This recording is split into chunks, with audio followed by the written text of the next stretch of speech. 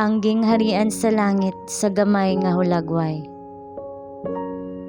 Mateo Kapitulo 17, mga bersikulo 1 paingon sa 2. Ug sa tapos ang ikaunom kaadlaw, gidala ni Jesus uban kaniya si Pedro ug si Santiago ug si Juan nga igsuon ni Santiago, ug iyang gipangulungan sila sa pagtungad sa usa ka hataas nga bukid nga sila ra didto. Ug didto sa ilang atubangan nausab ang iyang dagway, ang iyang nawong midan-ag sama sa adlaw, ug ang iyang mga sapot miputi sama sa kahayag.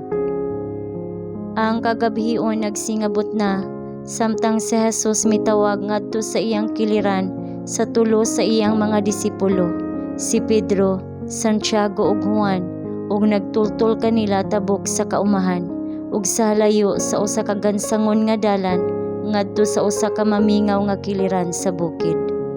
Mipahilayo og gamay gikan kanila. Ang tawo sa kasub-anan mibubo sa iyang mga pangamuyo uban sa kusog nga paghilak ug mga luha.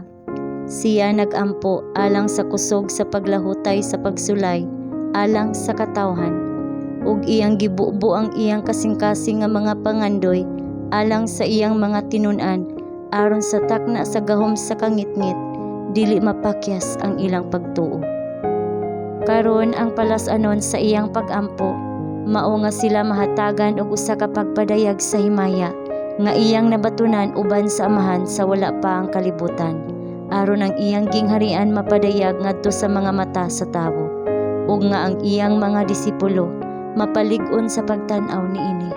Siya nangamuyo nga sila makasaksi sa usa ka pagpakita sa iyang kabalaan nga muhupay kanila sa takna sa iyang hilabihan nga pag-antos uban sa kahibalo nga siya sa pagkatinuod anak sa Dios, ug nga ang iyang makauulaw nga kamatayon usa ka bahin sa plano sa katubsanan.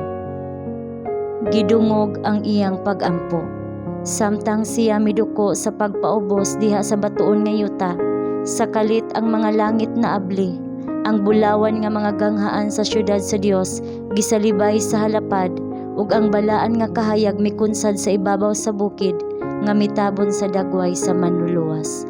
Ang pagka-Dios non gikan sa sulod mikidlap pinaagi sa pagkatawhanon, ug misugat sa himaya nga gikan sa itaas. Mibangon gikan sa iyang naghapa nga posisyon. Si Kristo mibarog sa Dios non nga kahalangdon, nawala ang kasakit sa kalag. Ang iyang panagway karon midan-ag sama sa adlaw, ug ang iyang mga biste maputi sama sa kahayag. Ang mga tinun-an nga nahigmata nakakita sa baha sa himaya nga nagdan-ag sa bukid.